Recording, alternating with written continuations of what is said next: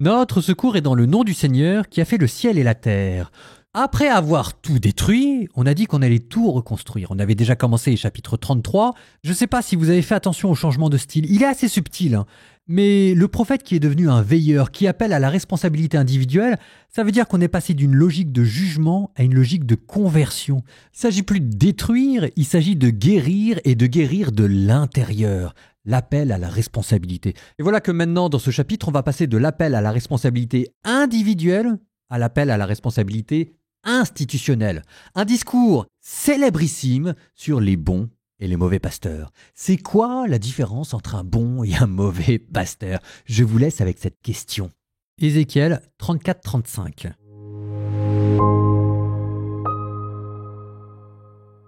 La parole du Seigneur me fut adressée. Fils d'homme, prophétise contre les bergers d'Israël, prophétise. Il leur dira, ainsi parle le Seigneur Dieu. Quel malheur pour les bergers d'Israël qui sont bergers pour eux-mêmes. N'est-ce pas pour les brebis qu'ils sont bergers? Vous, au contraire, vous buvez leur lait, vous vous êtes habillés avec leur laine, vous égorgez les brebis grasses, vous n'êtes pas bergers pour le troupeau. Vous n'avez pas rendu des forces à la brebis chétive, soigné celle qui était malade, pansé celle qui était blessée. Vous n'avez pas ramené la brebis égarée, cherché celle qui était perdue, mais vous les avez gouvernées avec violence et dureté. Et elles se sont dispersées faute de bergers pour devenir la proie de toutes les bêtes sauvages. Mon troupeau s'égare sur toutes les montagnes et toutes les collines élevées. Mes brebis sont dispersées dans tout le pays. Personne ne les cherche, personne ne part à leur recherche. C'est pourquoi, berger, écoutez la parole du Seigneur.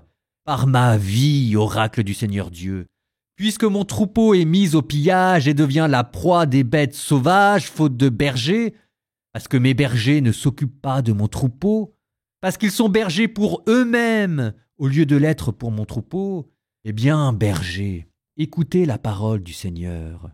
Ainsi parle le Seigneur Dieu. Me voici contre les bergers.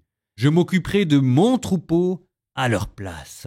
Je les empêcherai de le faire paître, et ainsi ils ne seront plus mes bergers. J'arracherai mes brebis de leur bouche, et elles ne seront plus leur proie. Car ainsi parle le Seigneur Dieu, voici que moi-même je m'occuperai de mes brebis et je veillerai sur elles. Comme un berger veille sur les brebis de son troupeau quand elles sont dispersées, ainsi je veillerai sur mes brebis. Et j'irai les délivrer. Dans tous les endroits où elles ont été dispersées un jour de nuages et de sombres nuées, je les ferai sortir d'entre les peuples. Je les rassemblerai des différents pays et je les ramènerai sur leurs terres. Je les ferai paître sur les montagnes d'Israël, dans les vallées, dans les endroits les meilleurs. Je les ferai paître dans un bon pâturage et leurs brebis seront sur les hauteurs d'Israël. Là, mes brebis se reposeront dans de belles prairies. Elles brouteront dans de gras pâturages sur les monts d'Israël. C'est moi qui ferai paître mon troupeau, et c'est moi qui le ferai reposer, oracle du Seigneur. La brebis perdue, je la chercherai. L'égarée, je la ramènerai. Celle qui est blessée, je la panserai. Celle qui est malade, je lui rendrai des forces. Celle qui est grasse et vigoureuse, je la garderai. Je la ferai paître selon le droit. Et toi, mon troupeau, ainsi parle le Seigneur Dieu. Voici que je vais juger entre brebis et brebis, entre les béliers et les boucs. Ne vous suffit-il pas de paître dans un bon pâturage? Faut-il encore que vous fouliez aux pieds ce qui reste du pâturage? Ne vous suffit-il pas de boire une eau limpide? Faut-il que vous troubliez le reste avec vos pieds? Ainsi mes brebis doivent paître dans ce que vos pieds ont foulé, et boire l'eau que vos pieds ont troublée. C'est pourquoi ainsi parle le Seigneur Dieu. Voici que moi-même, je jugerai entre la brebis grasse et la brebis maigre, parce que vous avez bousculé du flanc et de l'épaule toutes celles qui étaient malades, et que vous leur avez donné des coups de corne jusqu'à les disperser hors du pâturage. Je viendrai au secours de mes brebis, et elles ne seront plus une proie. Je jugerai entre brebis et brebis. Je susciterai à leur tête un seul berger. Lui les fera paître. Ce sera mon serviteur David. Lui les fera paître. Il sera leur berger. Alors moi, le Seigneur, je serai leur Dieu, et mon serviteur David sera prince au milieu d'elles. Je suis le Seigneur, et j'ai parlé.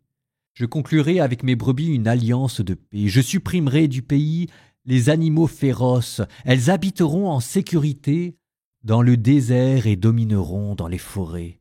Je ferai d'elles une bénédiction aux alentours de ma colline. Je ferai tomber la pluie en sa saison. Et ce seront des pluies de bénédiction. L'arbre des champs donnera son fruit, et la terre donnera ses produits.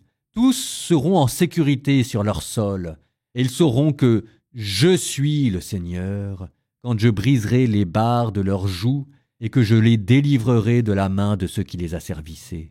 Ils ne seront plus la proie des nations, et les bêtes de la terre ne les dévoreront plus. Ils habiteront en sécurité, sans personne pour les faire trembler. Je ferai croître pour eux une plantation renommée. Il n'y aura plus dans le pays de gens emportés par la famine. Les nations ne leur feront plus subir de déshonneur.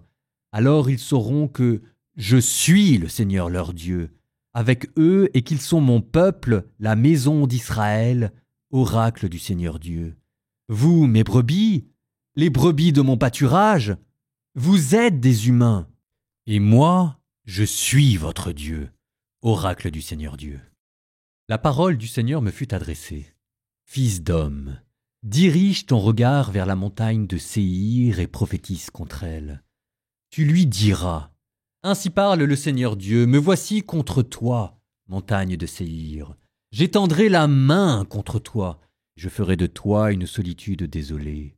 Je mettrai tes villes en ruine. Toi-même tu deviendras un lieu désolé, alors tu sauras que je suis le Seigneur. Parce que ton hostilité a été perpétuelle et que tu as livré les fils d'Israël au pouvoir de l'épée, au temps de leur débâcle, au temps de la dernière de leur faute, oracle du Seigneur Dieu, je te mettrai à sang, et le sang te poursuivra. Puisque tu n'as pas haï le sang te poursuivra. Je ferai de la montagne de Séhir une solitude désolée. J'en retrancherai ceux qui la parcourent en tous sens. Je remplirai de victimes ces montagnes. Sur tes collines, dans tes vallées, dans tous tes ravins, tomberont les victimes de l'épée. Je ferai de toi une désolation perpétuelle, et tes villes ne seront plus habitées. Alors vous saurez que je suis le Seigneur. Parce que tu as dit, les 2 nations et les 2 pays seront à moi, nous en prendrons possession, alors que le Seigneur est là, eh bien par ma vie, oracle du Seigneur Dieu, je te traiterai selon la colère et la jalousie dont tu as fait preuve dans ta haine pour eux. Pour eux je me ferai connaître, par la manière dont je te jugerai. Alors tu sauras que je suis le Seigneur. J'ai entendu toutes les insultes que tu as proférées au sujet des montagnes d'Israël. Elles sont un lieu désolé. Elles nous sont données en pâture. Vous l'avez pris de haut avec moi. Vous vous êtes répandus en paroles contre moi. J'ai bien entendu. Ainsi parle le Seigneur Dieu. Alors que tout le pays se réjouira, je ferai de toi une désolation. Tu te réjouis de ce que l'héritage de la maison d'Israël est une désolation? Je te rendrai la pareille. Tu deviendras une désolation. Montagne de Séhir, pays d'Édom tout entier, alors on saura que je suis le Seigneur.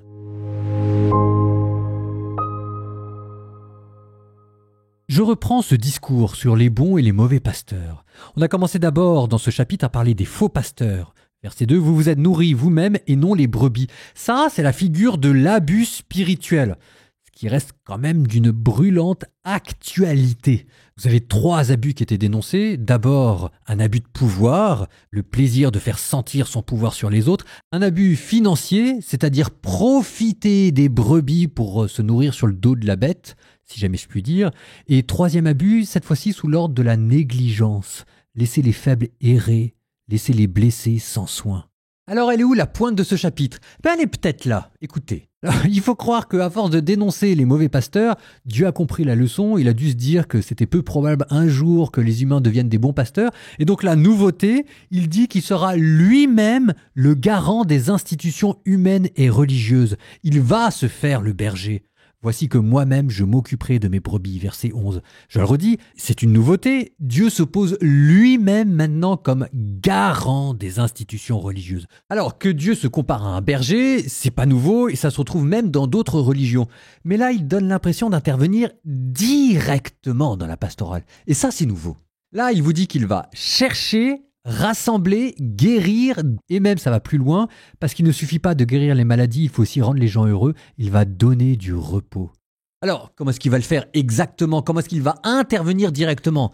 Ça, c'est pas dit dans le chapitre, il faudra attendre encore un peu. Ah si, vous avez quand même une indication qui est donnée verset 23. « Je susciterai un pasteur unique, mon serviteur David. » La figure messianique d'un roi à venir qui sera comme le pasteur, l'image de Dieu qui intervient directement dans le peuple. Là, le Messie à venir, c'est plus un roi, c'est plus un guerrier, c'est un pasteur. C'est une image de la tendresse bucolique, l'ère messianique. Ce qui fait que, après ce discours sur les bons et les mauvais pasteurs, c'est Jésus qui se l'appliquera lui-même. Et ça vous donnera cet autre discours extrêmement beau, le bon pasteur, Jean 10.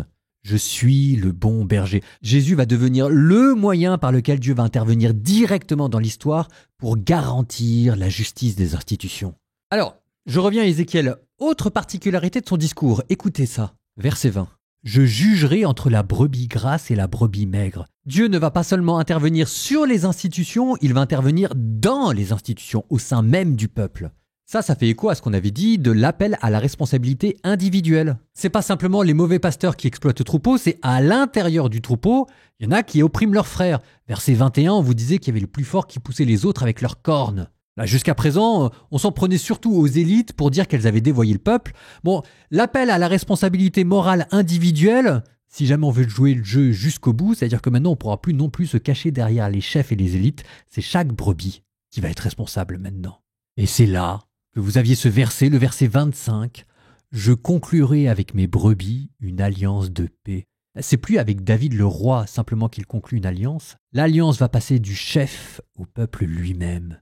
Alors ça, j'en dis pas plus, mais vous sentez qu'on est en train de monter en puissance là? Attendez le chapitre 36. Proverbe 13, 16 à 20. « Tout homme avisé agit à bon escient, mais l'insensé déploie sa folie. Un messager malveillant tombera dans le malheur. Le remède, c'est un ambassadeur fidèle. Misère et mépris à qui refuse l'éducation. Gloire à celui qui tient compte des avertissements. Un désir comblé est bien doux pour l'âme. Les insensés ont horreur de s'écarter du mal. Qui fait route avec les sages deviendra sage, qui fréquente les insensés tournera mal. »